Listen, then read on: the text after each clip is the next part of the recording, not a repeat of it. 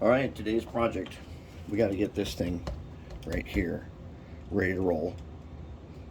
Almost none of my parts came.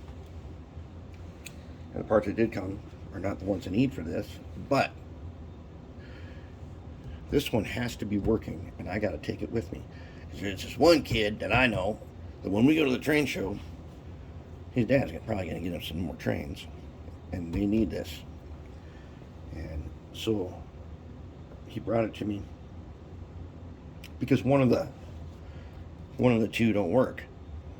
And I did figure out why. So they're outputting power okay. First throttle.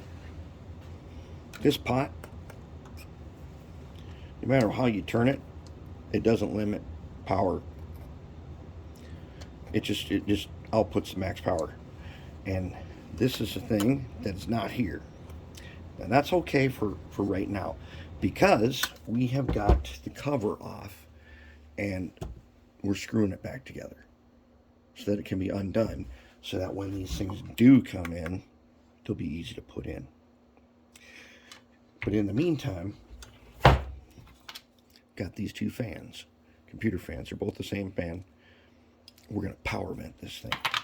And by power vent, what I mean is there's going to be a fan blowing in, another fan blowing out, and the one that's the inside will have a little filter over it.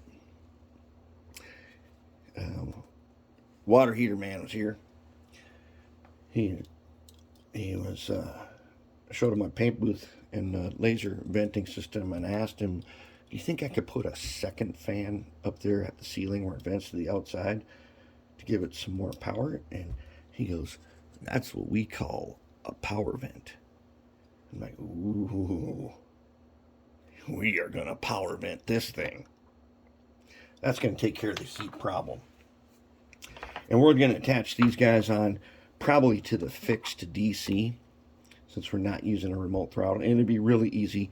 I'll just goop a little PC board right here so we can always take it out. And then here's a trailer light. I want this thing to have an absolutely unmistakable light on it. I'll probably put it right here on the front, so that when this thing is on, this guy's bright. This bright light is on. The reason being is so it doesn't get left on. That way, when they're done running trains, if they shut off the basement lights, this thing will still be bright, and they'll know to go shut this off. So that's our plan for that. Then I've got to clean each one of these spades in here, and these sockets, I'm going to have to clean these by hand with a dental pick, and then I'll ox guard them. And then I'm thinking, if they're working good, I might put a bus bar right here, so that these are 1/4-inch spades, by the way. They're not proprietary and they're not unusual.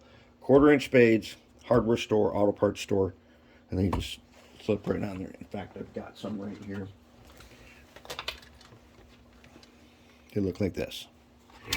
Okay, and you just plug them in like that. That's what they are. And they're usually the color-coded. They're the red ones.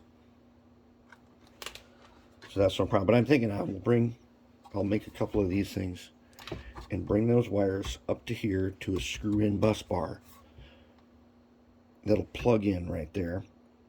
That way you could use these if you had to, standalone. Maybe that makes sense. But if you're setting up and taking down, you'll be able to put wires into the bus bar. That's kind of the plan. We'll see how that goes after we get them cleaned up. All right, but we got to do this, and we got to do it today. And let's get the show on the road.